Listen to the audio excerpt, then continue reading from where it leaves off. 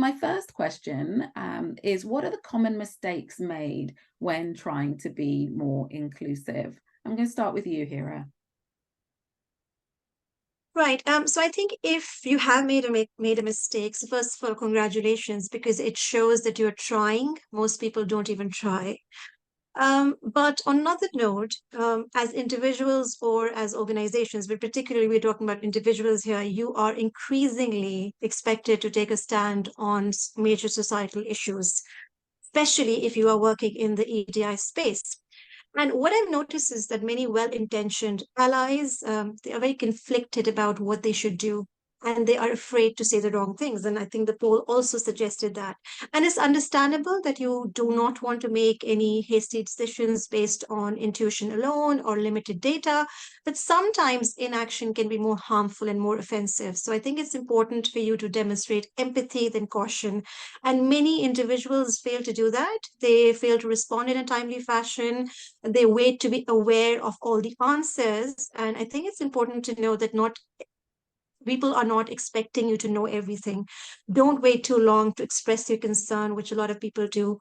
And even if you are uncertain and you're still trying to understand the situation, you can be honest, but you have to do something about it. And sometimes on another spectrum, some people say, well, you know what, we work for all identity groups and we do not discriminate. And sometimes you need to understand that some causes and some identity groups do need more attention and more emphasis, because allyship and being in inclusion space that you means that you need to engage in risky advocacy, and you need to take that bold and courageous stance. So if you have that stance that, oh, I'm going to please everybody, I'm not going to offend anybody. For example, if I give you the example, I had a coaching client who went to the Women's Network and said, I want to organize the conference specifically for Black, Asian, multi-ethnic women in the organization. And the conference said, but we only fund initiatives for all women and we care about all women. And that was a letdown, right? Because they weren't looking at her specific needs. So I think these are some of the steps which I have seen, some of the clients have shared with me in terms of making missteps. Thanks so much, Hira. And Nita, what about you? What have you seen in terms of common mistakes when people are trying to be inclusive? Several things actually. One of the key areas I think is the use of language, and maybe people. I think they're probably more sensitive now, but years bygone, people were less sensitive about using the right language and making a common mistake. I myself, actually, I remember, I've just thought about this, that I was doing a workshop for a large pharmaceutical company on supporting them on their LGBTQ initiative. And this is about 5-6 years ago. And I certainly got the language wrong. And the person I was working with, they wanted to be called they, them. And it was really hard for me and to get that right. So I was intermittent with my getting that right some of the time. So language, but I worked hard on it, and in the end I did, but certainly it was challenging for me. The other things I've observed when people are overzealous to show, how inclusive they are, how politically correct they are, and actually they end up saying the wrong thing. And sometimes I've seen where individuals, they're so keen to put their points across that they end up interrupting or stepping over what somebody else is saying. So I've certainly have seen that behavior. And the other thing that I think can commonly make, and I put my hand up with that, is getting someone's name wrong. And I know that is a microaggression, and I've certainly seen very experienced colleagues of mine get somebody's name wrong, and then needed to be corrected in response to that, really.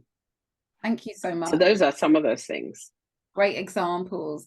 And we've got a question, which is, how would you define a mistake or a misstep? And I think that's a really good question to ask us.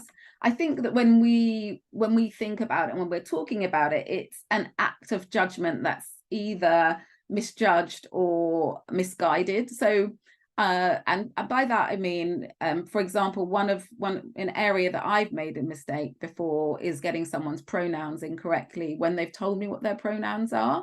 So they've clearly said to me, I would like to be addressed in this way, and then I've still said the wrong thing.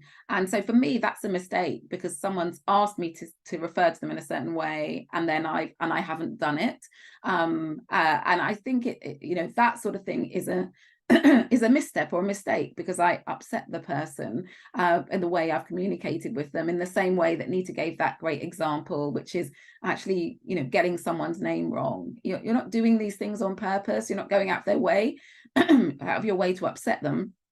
You don't want to upset them, but you might do, or you might offend. So I think that's how we would define a misstep or a mistake: something that offends, something that isn't right in the eyes of the person that you're speaking to, that you committed the mistake or misstep in a misguided, or you misjudged it, or you just made an error. So that's how I would define it. If there's anything else anyone wants to add to that definition of a mistake or misstep, please do. If not, I will carry on with with that same question, actually, which was very much about this idea of actually what does it look like? Yeah. So I will go to Janice next. Okay. I think sometimes missteps can be made when people perhaps make assumptions, and perhaps sometimes based on stereotypes. They feel they have a certain level of knowledge about one group, perhaps not necessarily taking into account the whole lived experience of someone, and recognizing that our experiences are more nuanced. It might be that someone's, they belong to more than one group, if you like. Actually, they could be Black, they could also have a disability. There could be other things going on. So it's that question about intersectionality. And I think sometimes people are a bit scared to ask the question. And for me, I think it's far better to perhaps ask a respectful question than to assume based on what you think you're seeing. So, yeah. Thank you. Excellent points there. And Jess, and I think everyone who's answering is giving more colour to what a mistake or misstep looks like. So yeah, what are your thoughts, Jess? Yeah, I want to carry on, really pick up from what Janice has just said. And an example I've got, sort of a misstep or a mistake, which is completely, unintentional, is where there's benevolent bias, where sometimes we can make generalizations that actually reinforce otherness. And an example I've got is I was working with a manager recently who had somebody who's recently returned from parental leave. And there was a big project on the horizon. And rather than looking at necessarily who was the best person for the job, they made an assumption that because this person was a new parent, they wouldn't want to be, involved in the project. And so they excluded them from being part of this project, under that guise of doing what's best for them, thinking about where they are in their lives. But actually, that was not being inclusive, because the right thing to do obviously would have been to have asked the individual the question. But by doing that, the manager was making a mistake really around inclusion, and that's something that we talked about. And I think that can be a common mistake that's harmless, really, from their perspective. They think they're doing the right thing, but actually, it's back to what Janice is saying, making an assumption based on what they believe is a characteristic of that person can be a real mistake. Lovely, thank you. Some brilliant examples. I think this idea as well is that sometimes when you do make a mistake, you can make it all about you when you get that feedback. So this idea of it not making it about you is another common mistake that can happen. And I get that, really. If someone says to me, you said that incorrectly, you offended me, I will immediately think, oh, I'm a terrible person for doing that. But that's a common mistake, because as soon as I'm sort of lying in shame and feeling bad about myself, I'm not learning, I'm not helping, I'm not moving the conversation forward. So yeah, all of the things we've said are different types of mistakes, missteps, errors that can be made. And I guess it can feel like a minefield, actually, at times. So with that in mind, what tips do you have for managing your reaction and behavior if someone does call you out? And I think it was about 45% of our audience have had that experience. Or you learn that you've made a mistake relating to inclusion. That could be in a one-to-one setting or a meeting setting. What tips do you have for handling that? I'm going to start with Nita. For me, simply is own it with grace. Whilst I'm feeling, oh my God, I've done something wrong here. But actually not to get in my own way around that, and owning it is really important, and apologizing, because as you said, Jenny, we're all human, and we all make mistakes. And the key thing for me is not to become defensive. Oh, I didn't mean to do that. Oh, I'm so sorry, over apologizing. I think it's more around just sort of saying, I'm sorry, this was your experience, and I apologize for it. So I think I would just keep it simple. Yeah, in that regard. Yeah, that sounds really good. And yeah, it's interesting for the 45% of people on this session today to think, how did they react? And how might they react now based on this conversation or on their experience as well? I'm going to go to you, Janice. What do you think in terms of managing reaction and behavior? It's just building a little bit on what you were saying before, actually, about it's not about you, not to take it too personally. I know that sounds an odd thing to say, but I think if you do that, the chances are you're going to become very defensive and not maybe appreciate the learning that's possibly there available to you. So it is worth, I think, asking yourself, what can I learn from this? And recognizing that this might be a gift, actually. Someone's coming to you with a piece of feedback, because quite often it doesn't happen. People don't, people just walk away and that moment's missed. But if someone's coming to you with a piece of feedback, own it, as Nita was saying, and ask yourself, what can I learn from this? And look at it as a gift. And it may be that, you can continue this conversation further on down the line. Yeah, that's really it. If someone's had the courage to come and speak to you and share something with you, I think that's a gift actually for you to learn from. So yeah. Fantastic. Yeah, great point, and great attitude to have. If you get into that mindset, you welcome it, as opposed to feeling that need to be as defensive as you might have been. Jess, how can you build on this? Yeah, I think it's, and the key to remember is that if somebody has called you out, it's usually done because they want to educate you in some way, and it takes a lot to call somebody out as well. And so if somebody has, actually listen to what they're saying, and listen to understand. Don't listen to justify or to be defensive, as as Janice and Nita have said. Actually take the time to be quiet and listen, and give yourself permission to say, okay, I'll take that away and reflect on what's been said. Don't feel you have to respond straight away. So reflect on what you hear, and then think about how you can do better next time. And as they've, both of my colleagues have said, apologize. You've made a mistake. We all make mistakes. We're human. Yeah. Thank you so much. Hira, what would you add?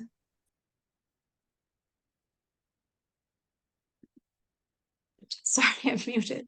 I think it's important to acknowledge that each one of us have committed a faux pas at the workplace. I think we all can recall a moment where we have said something excruciatingly embarrassing, which we shouldn't have done. And there's a lot of humility in us that we all will make mistakes. To assume that we won't make any mistakes is naive. But then once you've been called out, I think it's important to take charge of your emotions, because we're all hardwired to react and get defensive. So, and we're looking for ways to either win or punish or defend ourselves. But always remember, Hira, you're breaking up. Triumph's intent. So even do not create like a positive spin or try and dismiss. And this might sound a bit counterintuitive and superficial, but honestly, prepare a few apologies and use them. And I'm not saying deliver them sincerely, but we all know that we're going to make mistakes, right? So rather than at that time stumbling for words, sometimes it's good to be prepared with an apology in mind. What could you say that could make a difference to the person who has called you out? Lovely. Thank you so much. We did lose a couple of points because you froze, but I think we got the main I'm sorry. thing. No, it's technology, isn't it? Our final question before we go out to the audience: how do you not let mistakes stop you from advancing inclusion? So we know that about a third of our audience is nervous anyway about making a mistake. You know, a little bit more than that, nearly half the audience have been called out. So how do you not let those mistakes stop you from advancing inclusion? I'm going to start with you, Janice. I think show yourself some compassion, actually, and recognize that this is a journey and something that you can learn from as you sort of make your way through. No one has all the knowledge and is going to get it right all the time. So allow yourself some grace and compassion around this, actually, I think, and recognize, yeah, you're learning. I think if you can say that to yourself, I am learning and I will continue to learn, then you can continue moving forward with it. Janice, when we spoke previously, you said something you say to yourself when you... Oh, yes, I forgot. Yeah. Very, very, very poignant. So... I almost forgotten about that. Thank you, Jenny. Yeah, on those times, those days when, you know, I've not had a particularly great day, one of the things I do say to myself is, Janice, this wasn't your finest moment. So that's my way of allowing myself some grace. So, yeah. Love that. Jess, what do you think? How do you not let those mistakes hold you back? I think being prepared to share the mistakes you've made and the learning as well with others around you. So, you know, it could be that there are colleagues who you work with who you can share with each other. You're on a journey. You're on a learning journey. And so when you make those mistakes, feeling safe enough to be able to say, you know what, I made this mistake, but what I've learned is, because you're going to be helping others by doing that. And also it reframes the mistake to actually that it's about learning. Fantastic. Yeah, absolutely. And Hira, what are your thoughts?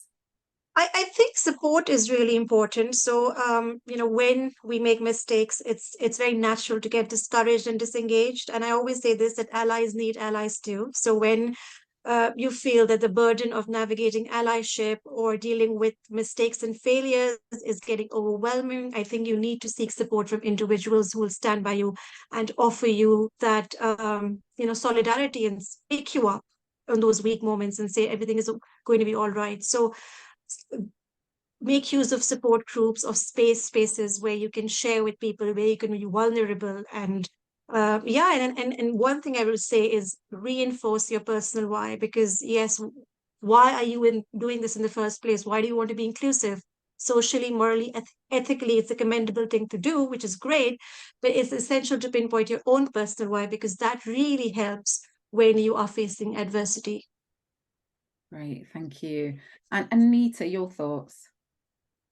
I want to sort of build on what Hira was just saying just now. And I suppose I see inclusion as a very integral value to who I am. It's not an optional thing. And I think it's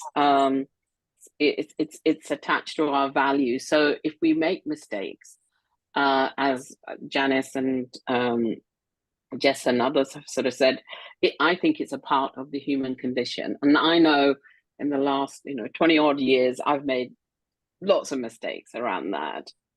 And I do see it as a part of what's been said. It's a learning journey. It's a way of recalibrating and saying, okay, how can I build on this?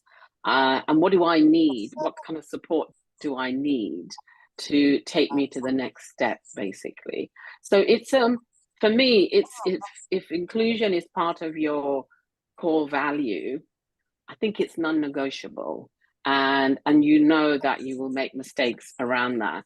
And it's what you do with those, as we tell our coaching clients, is what you do with it, what strategies you use to overcome them is the important part of it. Thank you so much for all of your thoughts, your reflections, sharing your experience. This isn't an easy thing to go through. Managers are often recruited or promoted up through their expertise. and to sit in a place of actually I'm making mistakes, I don't know what to do in this situation, can be very, very uncomfortable place. And I think in our conversations before, I think it was you, Janice, who just talked about sitting in a place of discomfort. And one thing I do if I do make a mistake is I allow myself a certain amount of time to be down about it. Actually, sometimes I might say, oh, I messed that up, actually I'm going to be cheesed off for just a couple of hours, and then I'm going to pull myself back up together. But you can allow yourself to feel disappointed, or that you've made an error. That's okay. I think that's part of the compassion that was being mentioned right at the beginning of the session. Asked, how can we define the diversity in different contexts when taking a misstep might be a result of a wrong or non-inclusive definition? Should it be a participatory path itself? So I guess there's something there about this idea of actually, a misstep might be a misstep in one situation, but it might be completely right in another, and that you are always making judgments all the time. I was working with two people from ethnically diverse backgrounds recently. One described themselves as a brown woman, another described themselves as someone of mixed heritage, and I described myself as a Black woman. Someone could quite easily, I guess, talk about us all as the same background, or they could have talked about us. Yeah, is that a misstep? I guess it's a misstep if I particularly want to be talked about in a certain way and the language you use offends me. But I do definitely agree, it could be a conversation, can't it? But it can be a conversation. So yeah, any other I want to jump to another question, but any other thoughts about that context specific and getting it, coming up with it together? I personally think that you can't always get it right because definitions are evolving, and as you mentioned, Jenny, it's personal, right? So somebody would like, for example, some people don't like to be called Black, the BAME category, which is fine, and some people still use that category. But I think what's important is to have that conversation and ask the right questions. What is it? What should I call you? Or what is the right term? And then I think spare the audacity and don't do any half-hearted cover-ups. If you have made a mistake, then it's what you do after you make that mistake. Are you genuinely trying to improve that, or are you just going to keep making the same mistakes again? Absolutely. And something that I'm toying with doing is actually, because sometimes I'm not great with remembering pronouns, is saying, you've told me what your pronouns are, please call me out every time I make a mistake, so that the person feels confident in doing that as well. So actually asking for people to point out your mistakes, it can be a really good thing to do as well. So someone said here, being dyslexic can mean that they have a difficulty pronouncing words and names. They'll often ask someone how to pronounce their name. Is that a mistake? What do you think? I do it all the time, actually, I must admit. I was looking at that question, and I too have to quite often ask people to pronounce their names or to share what I think it is and just say, look, have I done that correctly? And please do just correct me if that's right. I'd prefer to just ask up front. Yeah. And I would agree with that. I think it's yes, I think it's that for me that's the best way, rather than try and do somersaults in my head, is to ask directly. Yeah, I was working with somebody recently actually who is of South Asian heritage, sorry, and he was saying that depending on where you are from, you would pronounce his name differently. And so he had decided on the pronunciation himself. So he preferred for people to ask him so that they weren't in two minds as to how to pronounce it or how to pronounce it at all. And so that was really interesting for me. And so I think people want you to ask that question, because that in itself shows that you care and you have respect for their name and the meaning it might have. Yeah, building on that, the program that we're working on at the moment, someone shortens their name. Their colleague had looked up their full name, they'd seen it written somewhere, looked it up, and then messaged them and said, oh, I've looked up your real name and it means this. Oh, this is so amazing. And really shown, you know, the care about their name, which I thought was really, really beautiful. And someone once said to me, and my boss found out my name, asked how to pronounce it, and they called me my name properly, and it actually moved me to tears because no one had been to that effort before. So it can be powerful. Some people don't care about their names at all, or how they're pronounced. So it is personal, and that goes back to that idea we have about being human. You know, I was sharing an example previously of someone who said something very inappropriate in a meeting, and the person who had to call it out was the person who, you know, actually sort of spoke to their ethnicity. And I'm curious about that idea that if you get called out in a meeting setting, how people react, how they could react, how they should react, whose shoulders is the burden of calling out on?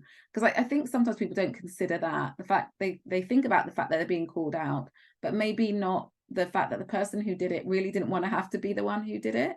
And I just wonder, any reflections from you on that idea of meeting settings, of who does the calling out, on what the ideal reaction might be if that does happen to you in a meeting setting?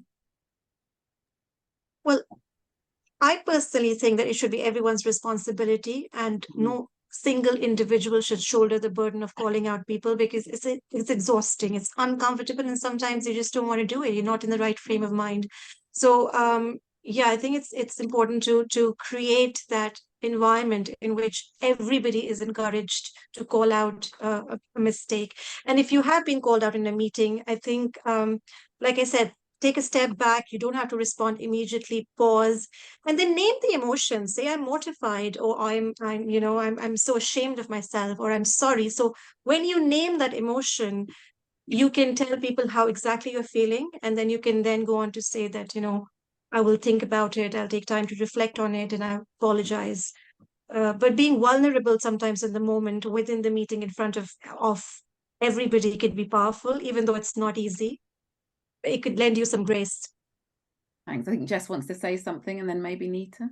Yeah, I was going to say, and remember that it takes a lot for someone to call you out. So if they're calling you out against something against themselves, that would have taken a lot of courage and emotional energy. And so, maybe have some empathy for that.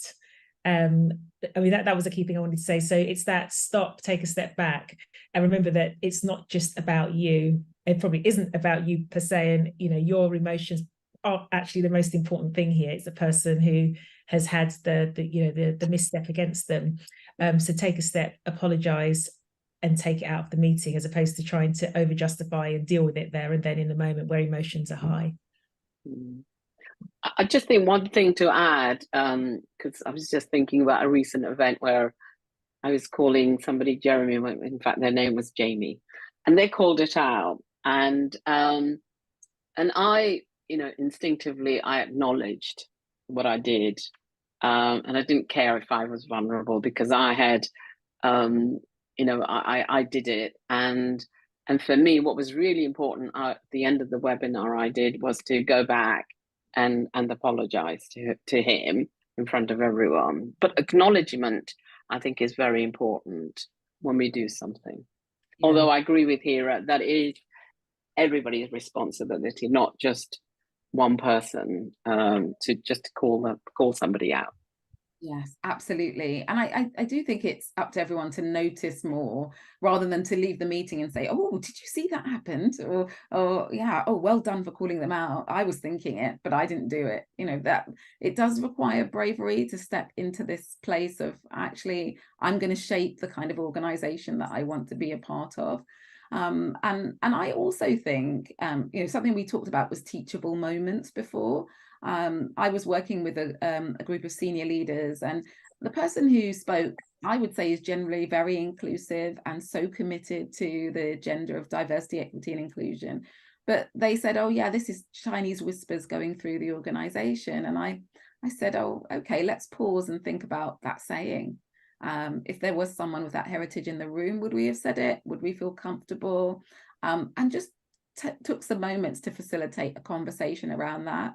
So sometimes you can take it away from it. Of course, you might be the person who said it, but also, okay, what about our environment that made me think that it was okay to say that? Or is this language we use all the time that I'm being called out for today, but actually maybe we need to review the kind of language you use in this organization? So there are these moments where you could really capture something powerful that could be a turning point on your organization's journey around inclusion as well. That kind of, you owe it to everyone to do something about, to give it the time to have a conversation, to think about how you engage with each other, whether it's banter, so-called banter that might be offending, maybe it's or something more serious than that. So sorry. Carry on, Hira. Sorry, I wanted to quickly add an example. Somebody was sharing with me recently that what they do is an internal meeting. Sometimes when the banter gets out of hand, they have an internal arrangement amongst themselves. There are 4 or 5 allies who rotate the responsibility. So if something inappropriate is said, they will exchange looks and say, well, now it's your turn to call it out. And they do it in every meeting. So there are 5 or 6 allies within the meeting, and every time one person calls it out.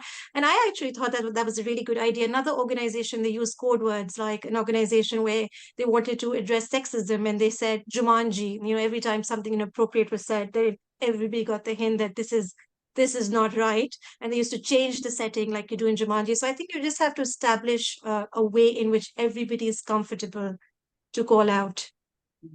Absolutely, absolutely. I love that. And bringing a bit of fun into it just brings that humanity as well, doesn't it? Which is really, really lovely.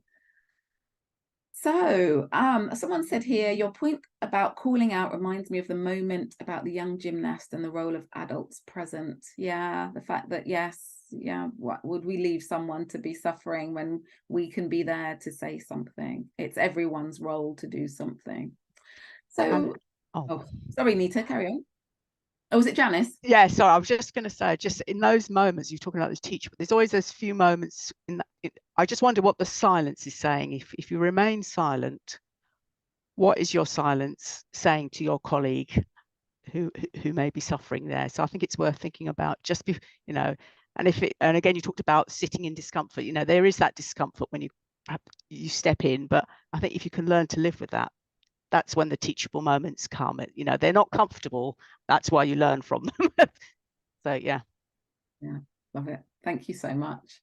So coaches, what would you urge someone to reflect on who's either the person who's about to call someone out at some point, or on the receiving end of feedback on making a misstep? What would you really want them to be thinking about, reflecting on?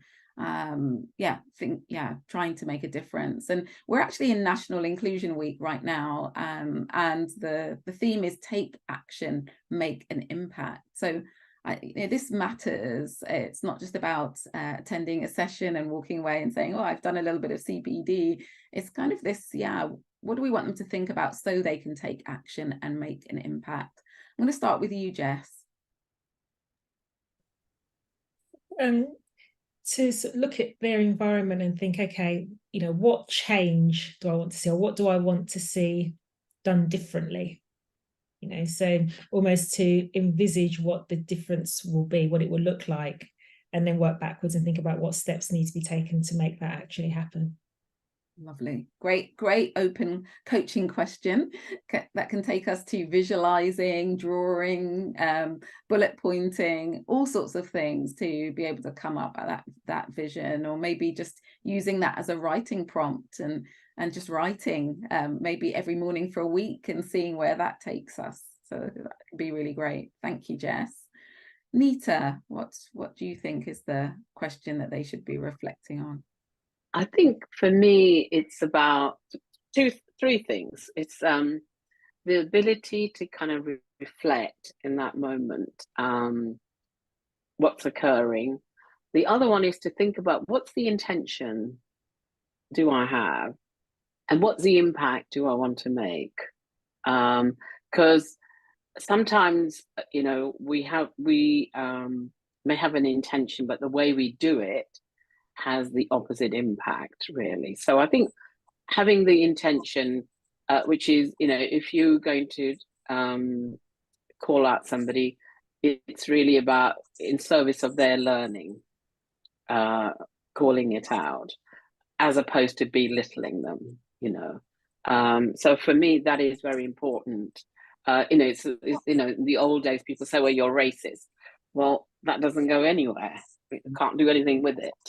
So for me, it's about where do you want the conversation to go in regards to that. Great. Thank you so much. Yeah, Hira, what do you think? So I think, look, when you are trying to be inclusive, you will be required to step out of your comfort zone. You will enter spaces of conversations that will make you uncomfortable, uneasy, and you will be making a gaffe or two, and that's absolutely fine. So when somebody calls you out, I think it is, many people mention that, you know, look for the teachable moment, but I would say look at it as an opportunity. Is there an opportunity to improve myself in terms of becoming a better leader, in terms of becoming more self-aware, becoming more informed? And finally, in terms of improving my relationship with the person who has called me out. Yeah, great point. Yeah, there's an opportunity to become closer, to get to really understand the person, for them to be the person who shows you your blind spots and enables you to notice what you haven't seen before. And lastly, Janice, what about you? What do you think would be something to reflect on? Yeah, I guess I'm thinking if you're the person calling someone out, actually, I might be wondering, okay, what seeds am I planting here? Because they may not see the results straight away, and you know, this person may go on for a while at least to continue to make the same missteps. But I'm a strong believer in planting seeds. You never quite know, you know, words are powerful, I think, actually, and even if you don't see the results straight away, you never quite know what impact you might be having. So that would be it's not a question so much, more a sort of observation. So yeah, words are powerful, and you don't know what impact you might be having. I love that.